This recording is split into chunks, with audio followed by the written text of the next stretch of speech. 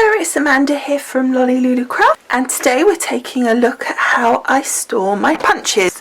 Now if you've seen the main video, you will see that this is underneath my craft desk. So this is in one of the legs of the craft desk. There's some shelves, and on the top shelf you'd have seen this set of sort of packets, as it were, and this is where I've stored my punches. Now I don't use punches an awful lot of the time, but if I do need to get them, they're not difficult to get from here. I am sitting right here, so I can just reach underneath and grab a pack, and they're all labelled down the side here so I can see what kind they are.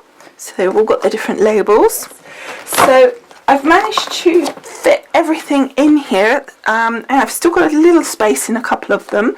As I say, I've labelled all of them, so we've got just with my label maker.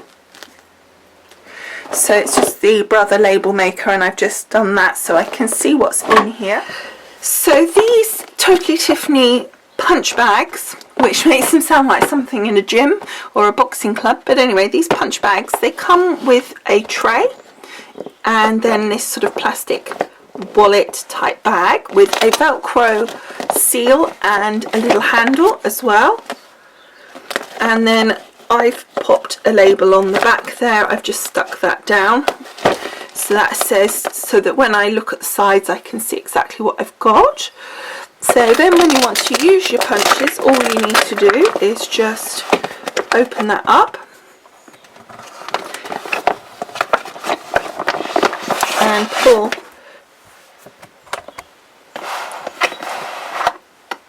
the little plastic bag off. Now you could take it all the way off as I've done, or just part the way off, whichever, you know, whatever, it's not really important.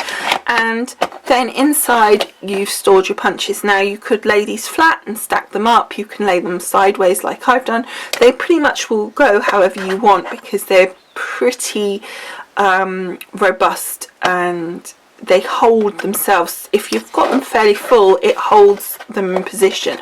Now what I did was, so that I could work out when I'd used a few punches, I wanted to remember how I'd stored them, because it's sometimes hard to think, now how did I put that back, because it's a bit of a jigsaw sometimes. Like this one is sort of like, oh, how did I have that? So I've literally put them in, photographed it, then I printed off a copy of that on an A4 piece of paper and popped it in the bottom. It's reasonably life-size, certainly enough to give me a rough idea. So it means that, for example, I can see here, okay, it doesn't really matter, but that one doesn't go there, it goes there. And then this one goes at the side here, and this one pops in there. So it makes it really easy to put them back. The good thing about these Totally Tiffany is that they're pretty good at taking different sizes. So this is your regular Martha Stewart here, but I've also got these really big Martha Stewart ones as well, and they fit in okay. They're a little tight, and you can see it's just bumped up a bit, but I've got 4 in there. I think you wouldn't get any more. I did try them in different positions and different angles and see if I could get an extra one in, and you could probably get 5 in, but then it was really tight and really stretching it, so I wasn't that keen on that idea. But you know, this is just a Martha Stewart, so, but it gives you an idea of just the kind of sizing that they will take. So it'll take anything up to these really big border punches. So now we've sort of had a look at the actual storage system, let's take a look at my actual punches. Now you'd already seen these, but just to go through it, I've got some different borders here which are really pretty. I like these border punches from Martha Stewart. Martha Stewart probably are my favourite punches, to be honest. And then I did show you as well briefly these big fat border punches. I mean, they're really nice. Again, I really like these too. They make some really nice borders on there. Now this is a good example of one where it would be more difficult to put them back if you hadn't done that idea that I had of putting the paper in the bottom, because you've got quite a different selection of different types of punches. I've got one left over from the border punches. This is what they call corners and borders. So what I've called borders and corners, whatever, corners and borders, whichever way around. And so I've got the fold up ones here, but I've also got these that actually go together.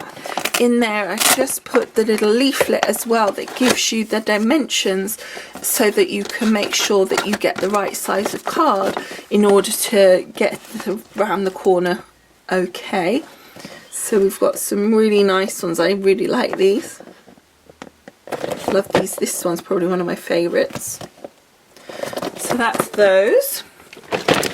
And again with Martha Stewart, we've got here corners and shapes, I've called this. So we've got these lovely hearts, some different corners, so shiny, I'm trying to make sure you can see it, and different corners there, and some of those might go with the corners, the borders that we had.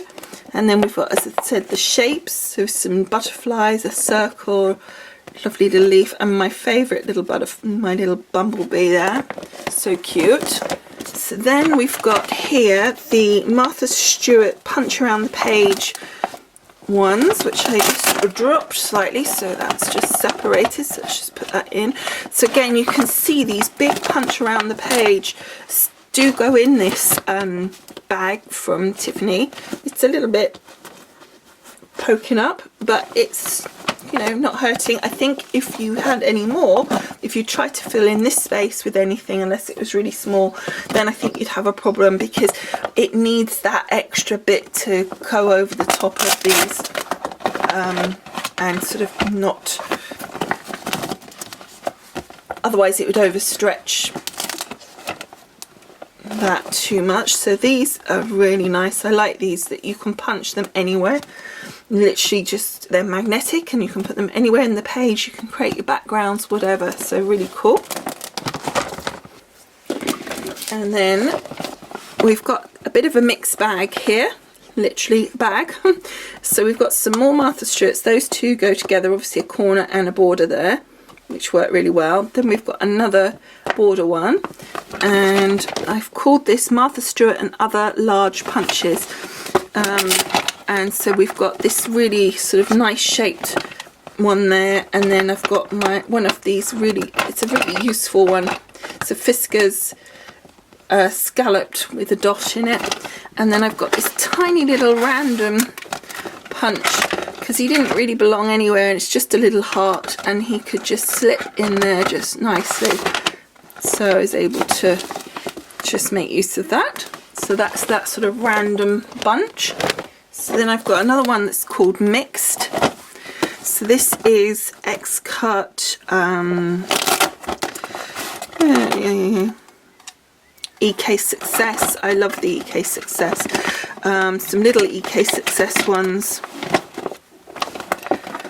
An Anna Griffin one. This is a really good one for thread. It's a threading ribbon one, and that's really helpful.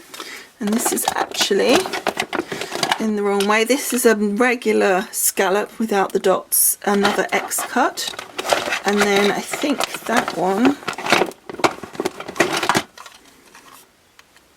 is an EK Success one as well. So that's a really pretty one.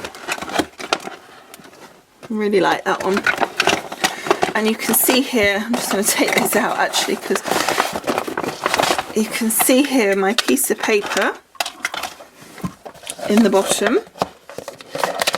It's just slid a bit, but it's going to give me exactly where I want to position them, and it shows me as well that there's space there for where I want to add any more. I've still got space in this one, and I can rephotograph it. So that goes there, that one goes here, these two little ones go up there, this one goes there, and that one goes there.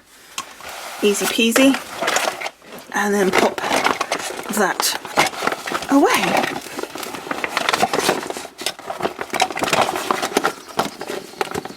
And still loads of room. Sometimes when it's empty, it's actually quite hard to seal it, because you've got nothing to sort of push against. There we go. Right, so that's that one. And then I've got one that's labelled Stamping Up. So I've got in here a label one, a bow, and a little flag one. So that's my Stamping Up ones. I haven't got very many Stamping Up punches, but just a couple, and there again there's gaps in there in order for me to be able to add some more as and when. And then this one is my Epiphany punches. So in here I've kept not only the Epiphany punches, which create sort of like buttons, and they sort of don't actually punch, they create sort of shapes of like embellishments, I should say, really. So you've got a little square here, your little flag, circle, circle, and a button.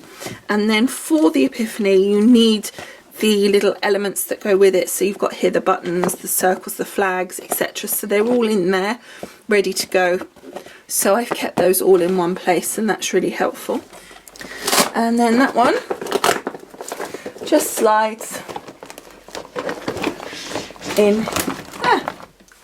So it's really simple and easy for me to get to these. I really like this system because punches are a pain to store.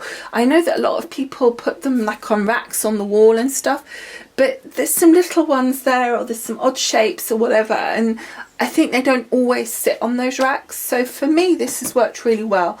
I don't particularly want punches up and about sort of on my walls, so I don't use them enough to warrant that. So this for me works really well, and I can just keep them all stored away, all on one shelf. There's an awful lot of punches in that very small space actually, and it's worked perfectly for me. So I hope you've enjoyed taking a look at my storage system for punches and my actual punches. Thank you so much for watching. I hope that you come back and see some of the other storage videos and the overview of Lolli's Lodge as well. So for now, thank you, and I will see you again soon, I hope. Bye.